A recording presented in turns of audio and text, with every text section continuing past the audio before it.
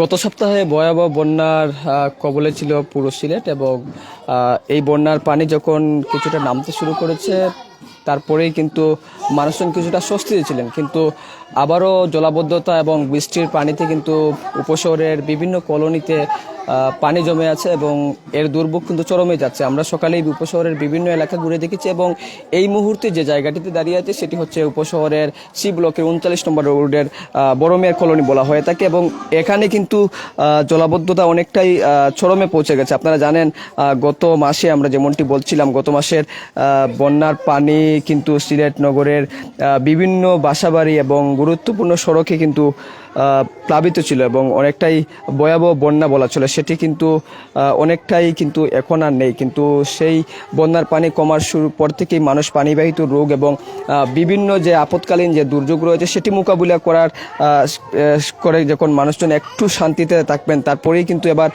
নতুন করে আরেকটি সমস্যা এসে দাঁড়িয়েছে বন্যা। এবং পানি উন্নয়ন বোর্ড এবং আবহাওয়া অধিদপ্তর যে পূর্বাভাস দিয়েছিল যে সিলেটে অস্থায়ীভাবে আরেকটি বন্যা হবার শঙ্কা রয়েছে, এরপর থেকেই কিন্তু আমরা দেখেছি সিলেটে টানা বৃষ্টিপাত হচ্ছে এবং টানা বৃষ্টিপাতের কারণে কিন্তু গত কয়েকদিন ধরে সিলেটের বিভিন্ন নদ নদীর পানি বাড়ছে। যদিও এখনো পর্যন্ত সুরমা এবং কুশিয়ারার পানি বিপদসীমার উপরে যায়নি, তবে বিপদসীমার কাছাকাছি রয়েছে এবং গতকাল পর্যন্ত কিন্তু কানাইঘাটের সুরমা পয়েন্টে বিপদসীমার উপরেই পানি ছিল এবং বিপদসীমার উপরে থাকার কারণে কিন্তু সে এলাকার মানুষের উদ্বেগ এবং উৎকণ্ঠা কিন্তু বেড়েই চলছিল। এবং আরেকটা বিষয় আপনাদেরকে জানিয়ে রাখি যে উপশহর হচ্ছে সিলেটের যে গত মাসে যে বন্যা হয়েছিল তার মধ্যে সবচেয়ে ভয়াবহ পরিস্থিতি ধারণ করেছিল এই উপশহরের সবচেয়ে বড় যে সমস্যা হয়ে দাঁড়িয়েছিল, এখানকার প্রতিটি বাসা বাড়ি এবং রাস্তাঘাট সবকিছুই কিন্তু অনেকটাই ডুবে গিয়েছিল। এই ডুবার কারণে কিন্তু বেশ কিছু ক্ষতির মুখে পড়েছিলেন। কিন্তু এখানকার স্থানীয় মানুষ যারা রয়েছেন তাদের অভিযোগ যে পানিবন্দী হলেও কিন্তু স্থানীয় পর্যায়ে যে সার্বিক সহযোগিতা সেটি কিন্তু তারা পাচ্ছে না। বিশেষ করে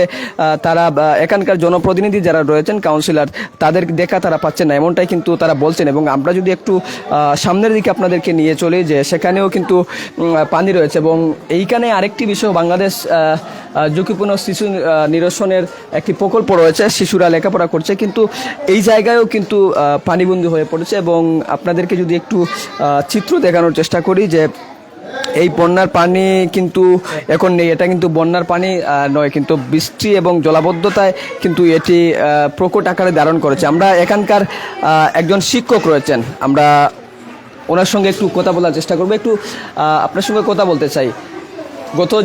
গত মাসে যে বন্যা হয়েছিল সেই বন্যায় তো এখানে পুরোটাই পানি ছিল, এবার আবার বৃষ্টিতে আবার পানিবন্দী হয়ে পড়েছে এখানকার বাসাবাড়ি। একটু যদি সার্বিক মিলিয়ে বলেন। আসসালামু আলাইকুম। আসলে এই এলাকাটা উপশহরে পড়ছে, আর উপশহরের এলাকাটা একেবারে সিলেট টাউনের ভিতরে নিচু এলাকা। এখানে হালকা বৃষ্টি দিলেই বন্যা হয়ে যায়, আর সাধারণত এই এলাকার মানুষগুলো খুব কষ্টে আছে পানির কারণে, প্লাস দারিদ্রতার নিচু সীমায় ওরা বসবাস করতেছে। সরকারের সুদৃষ্টি আসলে কামনা দরকার এই এলাকার মানুষদের জন্য। এই দেখেন স্কুল দুইটা আছে, মোটামুটি এইগুলা সরকারি তত্ত্বাবধানেই চলতেছে, সরকারের এই প্রজেক্টগুলা। এই জন্য অনেক ধন্যবাদ। আমরা এখানকার স্থানীয় আরেকটু সামনে যদি আপনাদেরকে নিয়ে চলি, বিভিন্ন বাসা বাড়ি এবং বিভিন্ন জায়গায় কিন্তু এরকম পানি উঠেছে, এতে কিন্তু মানুষের দুর্ভোগ কিন্তু বেড়ে চলছে। আপনাদেরকে আমরা গতকাল যে শহরের বিভিন্ন জায়গার দৃশ্য আপনাদেরকে দেখিয়েছি, সেখানে কিন্তু পানিবন্দী যে মানুষের দুর্ভোগ এবং দুর্দশা সেটি কিন্তু অনেকটাই